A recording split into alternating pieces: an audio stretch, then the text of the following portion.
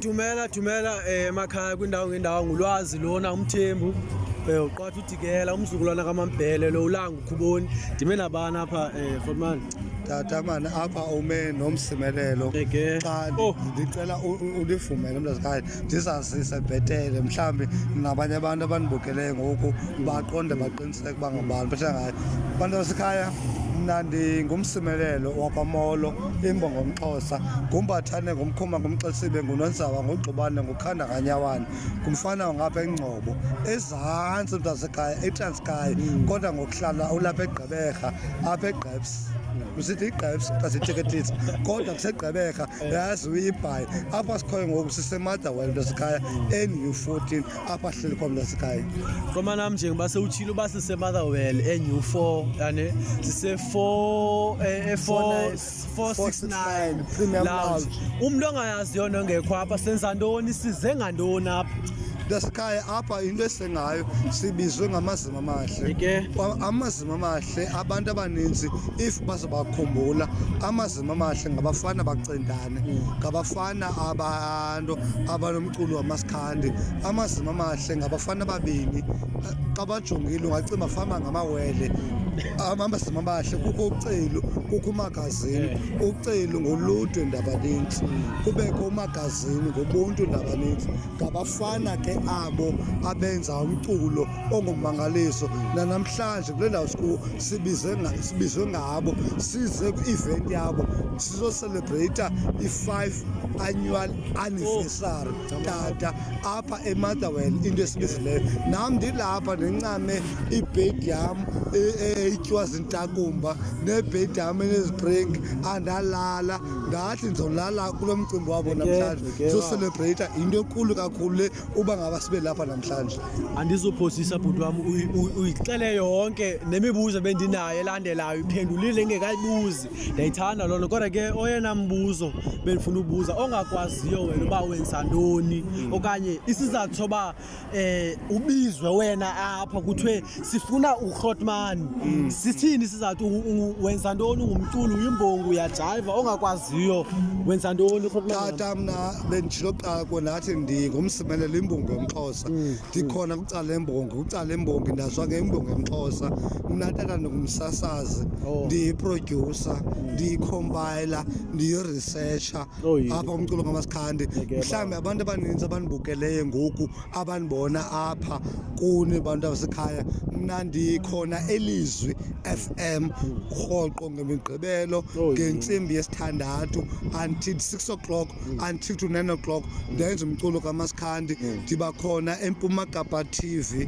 channel 260 ikwi-DSTV rhoqo ngeMigqibelo ngo-2 o'clock until to 3 o'clock uzabona obuso ndiphusha umculo kamaskandi mntakatata ndiphusha abantwana bomgquba ndiphusha umculo wasekhaya kule minyaka ndikuyo kule ndawo ndikuyo ndigqiba i-12 years ndisenza lo mculo kamaskandi ndingumsasazi ndiyiprodyusa ndiyiresearcher ndiyabulela mntasekhaya uba ngaba nincokole nam lena andithandi ke mna ke ii-interviews nindixolele i-interview yokuqala ngqa endiyenza nani le ukuxola uba ndisho iyokuqala ngqa zange yenziwa ngulwazi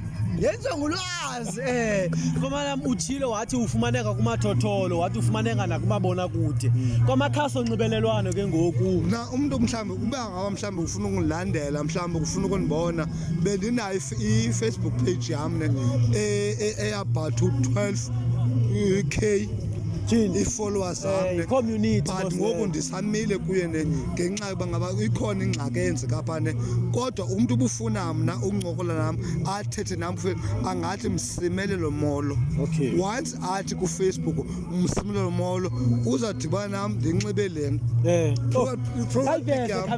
kayiveze cameraman tyhini yibrand yakho bhuti le kanye uthenge phi bhuti ezinto lento enginxibileyo ayonto yami yokuqala, zininzi sakubhida into enginxibayo zininzi sakubhida, kodwa ndizama ukuthi umntu ondibona ngokudlwandlebe if ungene pha uFacebook akhangele athi Msimelelo Molo, xa idibana lena into abone ubuso bam ubona mna ntana ulapha azokwazi uba at-inbox.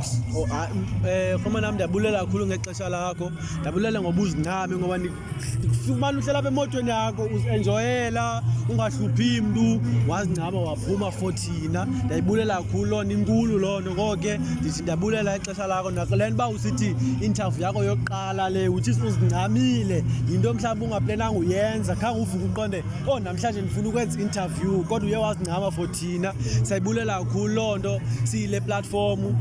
Siyabulela kakhulu khoma nami nobusuku obuhle mani. Tata mna ndikuxelela inyani, andingomntu wa-interviews, uyatsho nawe ume phambi kwesibawu sam abona sisibawu lena eyaseyutha eyaseyutha lena ayibona, ubuyayibona ithe gungu umthatho othathayo seza cameraman, uyayibona ithe gungu umthatho othathayo bhuti ithe gungu ipersonaliziwe, ayibhalwanga nawo but ayithe gungu ithi imoto yam, imoto zam ziyi-2 endinazo kulo mculo kaMasikhandi, ndihamba ngalena imoto ixesha eninzi.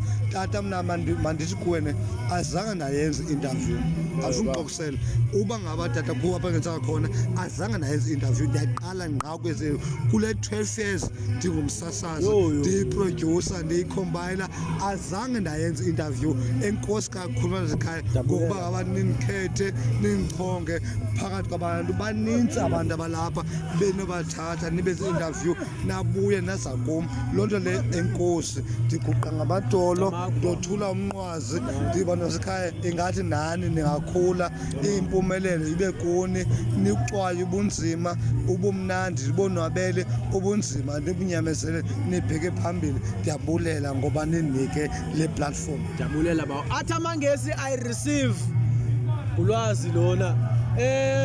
Bye masike besenzane. Siyabulela bhuti, Nkosi kakhulu. Thank you.